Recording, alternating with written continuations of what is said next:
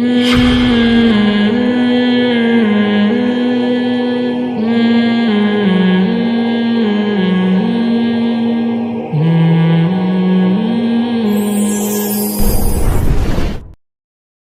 رسول ربهم فأخذهم أخذة رابية۔ اللہ فرماتے ہیں کہ پچھلی امتوں میں فرعون اور وہ بستیاں جن کو ہم نے الٹ دیا تھا، تباہ ہو گئی تھیں، ان کا جرم یہ تھا کہ انہوں نے رسول کی نافرمانی کی، اللہ نے ان کو بہت بڑی پکڑ میں پکڑ لیا۔ اس پر بات چل رہی تھی کہ ان قوموں نے رسول کی نافرمانی کو ہلکا جرم سمجھا، بڑا جرم نہیں سمجھا۔ آج بھی ایسا ہی ہے کہ ہم اور آپ ملکی قانون کو توڑنا اس کو بھی بڑا جرم سمجھتے ہیں، ہم اور آپ باپ کی نافرمانی کو بھی بڑا جرم سمجھتے ہیں، ماں کی نافرمانی کو بھی، بیوی کی بات نہ ماننا، اولاد کی بات نہ ماننا، یونائٹڈ نیشن کے لاء کو فالو نہ کرنا، ان سب چیزوں کو بڑا جرم سمجھا جاتا ہے۔ لیکن اگر سب سے ہلکا جرم سمجھا جاتا ہے کسی بات کو تو وہ خدا کی نافرمانی ہے، اللہ کی نافرمانی۔ تو یہ بات خوب سمجھ لینی چاہیے کہ اللہ کی نظر میں جو سب سے بڑا جرم ہے وہ کیا ہے؟ اللہ کی نافرمانی۔ یہی وجہ ہے کہ باپ کی نافرمانی پر جو سزا ملتی ہے وہ بہت زیادہ ہے، ایسی سزا ملتی ہے جو باپ بھی شاید نہیں چاہتا ہو۔ آپ اگر باپ اور ماں کے ساتھ برا سلوک کریں گے تو اس کی سزا اللہ نے آگ رکھی ہے۔ حالانکہ اگر کوئی اپنے والدین کو کتنا بھی ستائے، میں کہتا ہوں قتل بھی کر دے اگر خدا نخواستہ، تو اگر باپ کو زندگی دی جائے تو وہ زیادہ سے زیادہ اپنی اولاد کو قتل کر دے گا نا، جائیداد سے آگ کر دے گا۔ کوئی بیٹا خدا نخواستہ اٹھ کے اپنے باپ کو مار دیتا ہے اور اللہ اس باپ کو دوبارہ ایک زندگی دے دیتے ہیں، اٹھ کے تو انتقام لے لے، تو کیا انتقام لے گا؟ قتل کر دے گا، جائیداد سے آگ کر دے گا، گلا دبا کے مار دے گا، اذیت سے قتل کر دے گا، یہی ہوگا نا۔ میرا خیال ہے کوئی بھی اس پہ راضی نہیں ہوگا کہ آگ میں ڈال دیا جائے اور جلتے رہنے دیا جائے، اس کی چیخوں پہ ترس بھی نہ آئے۔ لیکن عجیب بات ہے، اللہ نے ماں کی نافرمانی، باپ کی نافرمانی، ان چیزوں پہ بہت بڑا عذاب رکھا ہے۔ جتنا جتنا مقام کسی کا بلند ہوگا نا، اتنا ہی اس کی نافرمانی، جرم کی نوعیت بدلتی چلی جائے گی۔ وجہ کیا ہے؟ اللہ کو الگ سے اس پہ غصہ آتا ہے۔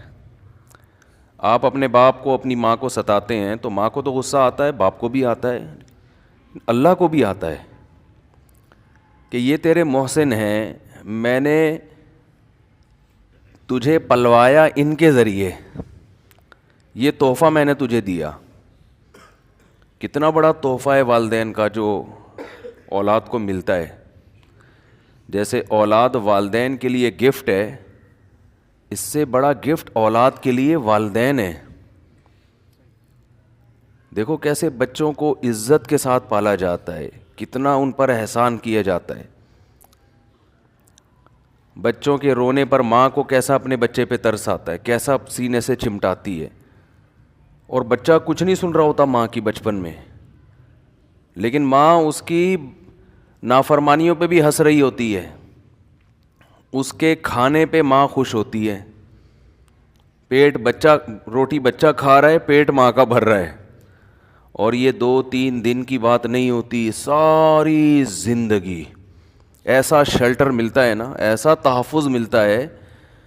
یعنی اگر یوں کہا جائے کہ دنیا میں کسی کو اس سے زیادہ محبت کسی سے ہو نہیں سکتی جتنی والدین کو اولاد سے ہوتی ہے، تو یہ دعویٰ غلط نہیں ہو، اس سے زیادہ ممکن نہیں ہے۔ اور بالکل ایسی محبت جس میں کوئی مفاد پرستی نہیں ہے، ورنہ جو جس سے محبت کرتا ہے اس کے پیچھے کوئی لالچ ہوتی ہے، یہ اپنا مفاد ہوتا ہے، الا ماشاء اللہ. تو ان کا تو بھائی جو انہوں نے احسانات کیے ہیں، ان احسانات کا تو تقاضا یہ تھا کہ ساری زندگی ان کے قدموں میں گرا رہتا تو بھی ان کا حق ادا نہیں کر سکتا، ممکن نہیں ہے. آج ایک آدمی نے کہا کہ بیوی اور ماں میں جھگڑا ہو گیا، ہوتا ہے گھر میں بیوی اور ساس میں تو چلتے ہیں یہ، تو بات ختم ہو گئی. پھر تو ان کی بھی تھوڑی آواز اونچی ہو گئی ماں کے ساتھ، غلطی ماں کی تھی. کہتے پھر میں نے معذرت کی ماں سے، ماں نے معاف کر دیا، ٹھیک ہے بھائی ہو گیا ختم کرو. لیکن بیگم ناک بنا کے بیٹھی ہوئی ہیں، وہ کہہ رہی ہیں نہیں مجھے الگ گھر چاہیے. میں نے کہا چلو دے دو، الگ گھر کر دو تاکہ یہ دوبارہ چپکلس نہ ہو. نہیں جی تم نے ماں سے ملنے بھی نہیں جانا، الگ گھر ہوگا میرے ساتھ ہی رہو گے آپ، ماں سے آپ کو ملنا نہیں ہے. اور بچوں کو بھی ماں سے نہیں ملانا، جو میرے بچے ہوں گے وہ بھی نانی دادی سے، اچھا میرے پاس جب بھی آیا کریں تو میرا موڈ دیکھ کے آیا کریں، موڈ دیکھا کریں.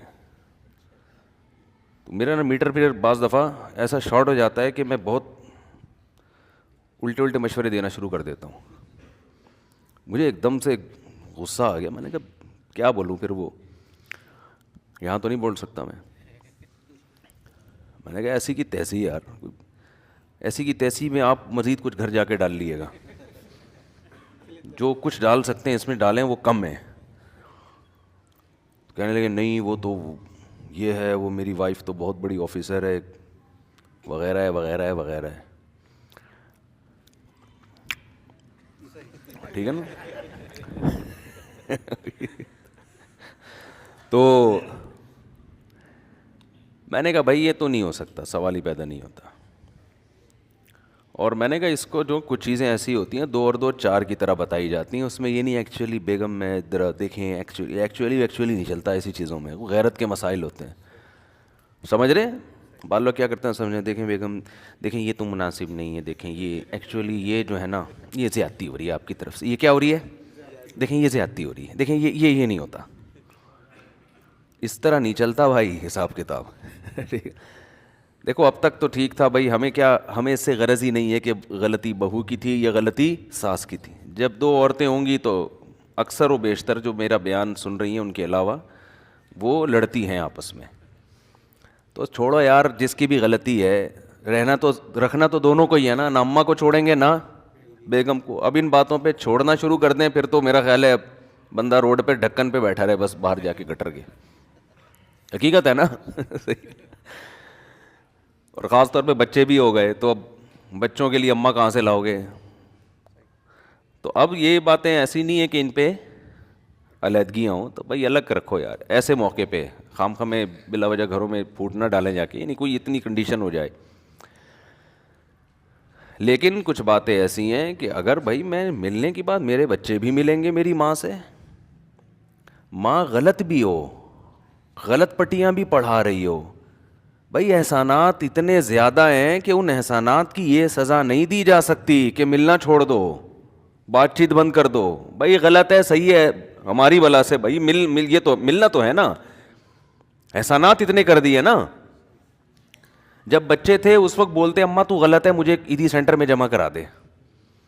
اماں تو کیا ہے، میں غلط گھر میں پیدا ہو گیا، تو مجھے کہاں جمع کرا دے، عیدی سینٹر میں. اس وقت تو چپکا رہتا تھا ماں کی گود سے. ذرا سی بات ہوتی تھی ٹیں ٹیں کر کے ماں کو بلاتا ہے، چاہے وہ تھپڑ بھی مارے گی نا، وہ تھپڑ بھی مارے گی تو چپ بھی اسی کی گود میں ہوگا جا کے. ہم نے تو دیکھا ہے مائیں تھپڑ مارتی ہیں پھر وہی کہہ رہی ہیں کہ تو گلے پڑ گیا تھپڑ مار کے تو اور رو رہی ہے، چپ بھی وہی کرا رہی ہوتی ہیں. تبھی تو غصہ آتا ہے ماں کو، کم بخت نہ اس طرح سے خوش ہے نہ اس طرح سے خوش ہے. تو ماں اور باپ کا جو رشتہ ہے، احسانات کے بوجھ تلے انسان دبا ہوا ہوتا ہے، بھول جاتا ہے. اصل میں جب بڑا ہوتا ہے نا تو بھول جاتا ہے. مسئلہ یہ ہے انسان کے ساتھ. اور یہ انسان کی گھٹی میں چیز یہ پڑی ہوئی ہے بھولنا. وَلَقَدْ عَهِدْنَا إِلَىٰ آدَمَ مِن قَبْلُ فَنَسِيَ.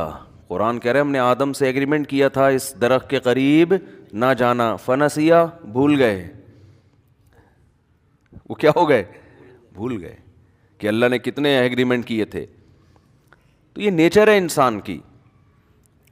ہاں جہاں انسان کی نیچر بھولنا ہے, یاد دلانے پہ یاد آنا بھی انسان کی نیچر ہے. آپ کہہ سکتے ہیں جب تو ہماری نیچر کا حصہ ہے تو پھر اگر ہم والدین کے احسانات بھول گئے تو اس میں ہماری کیا خرابی ہے بھائی؟ یہ تو نیچر ہے.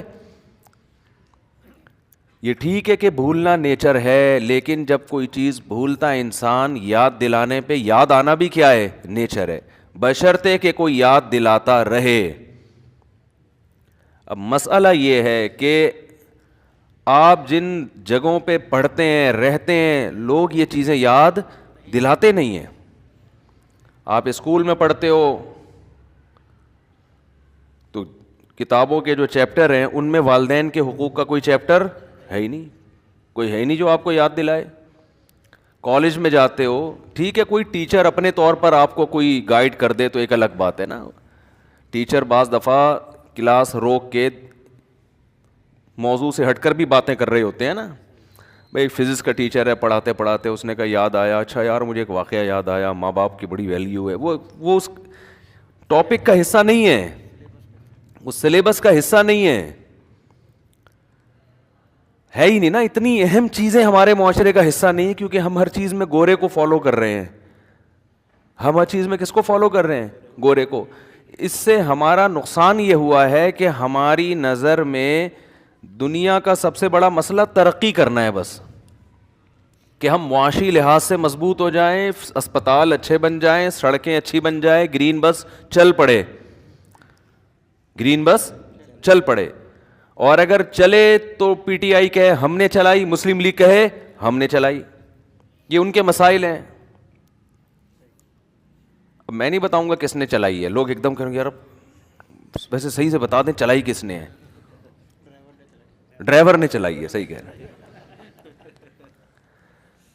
تو ہمارا جو مسئلہ بن چکا ہے نا, وہ کیا بن چکا ہے؟ ترقی. ترقی ہو, ترقی سے مادی ترقی, پیسہ زیادہ ہو, پیٹ بھرا ہوا ہو, صحتیں اچھی ہوں, کھا رہے پی رہے ہوں. وہ بھائی جو سب سے بڑا محسن ہے وہ اللہ ہے, وہ ڈکشنری سے نکل گیا. گورے کی لغت میں ہے اللہ؟ ہے؟ کبھی دیکھا یونائٹڈ نیشن نے اس پہ بحث, بچوں کے حقوق پر یونائٹڈ نیشن میں تنظیمیں بنی ہوئی ہیں, صحت کے حوالے سے بنا ہوا ہے, ویمن رائٹس پہ بنی ہوئی ہیں. ہر بہت یونائٹڈ نیشن کو پڑھنے کے لیے بھی 40-50 سال چاہیے, ٹھیک ہے نا. اللہ